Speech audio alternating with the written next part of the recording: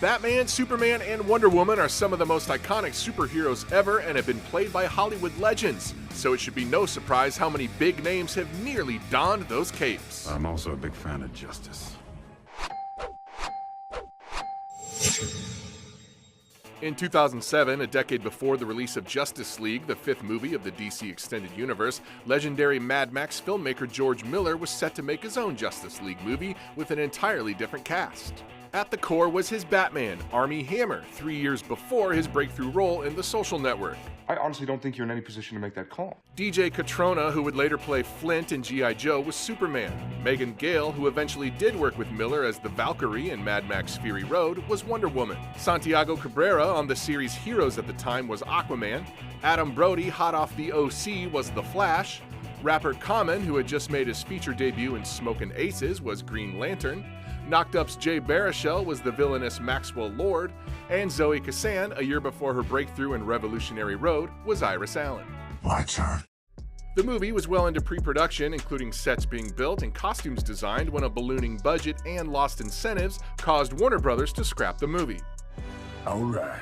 Fast forward to an era where the Marvel Universe owns the box office and a new Justice League movie was put into motion as part of a larger DC Extended Universe. By the time it was in production, most of the Justice League members had already starred or cameoed in previous DCEU movies, but those actors had to win those roles first. What? For Man of Steel's leading man, Snyder considered actors for his Superman including Matthew Goode, Matt Bomer, Joe Manganiello, Zac Efron, and even Armie Hammer before casting Henry Cavill. I knew you didn't bring me back because you like me. For Batman vs. Superman: Dawn of Justice, Snyder again considered Hammer and Manganiello, this time for Batman, along with Jon Hamm, Gerard Butler, Orlando Bloom, Luke Evans, Josh Brolin, and even Jeffrey Dean Morgan, who first worked with Snyder in Watchmen and ended up playing Bruce Wayne's father. Snyder's co-producer wife, Deborah, however, has said Ben Affleck was always the favorite. I'm rich. Wonder Woman first appears in that movie and was reportedly offered to Angelina Jolie and Cate Blanchett.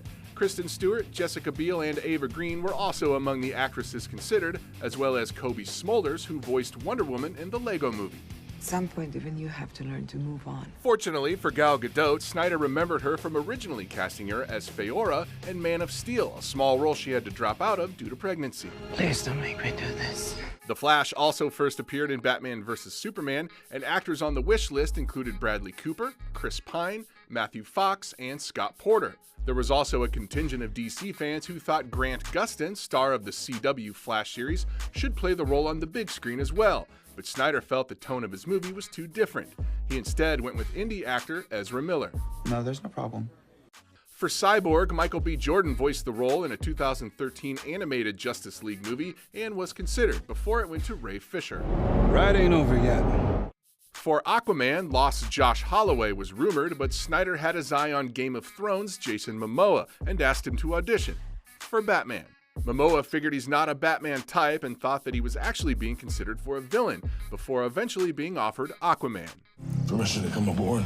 Of course, now Momoa gets his own Aquaman movie and will continue to play the role in future DCEU movies, including a potential Justice League sequel.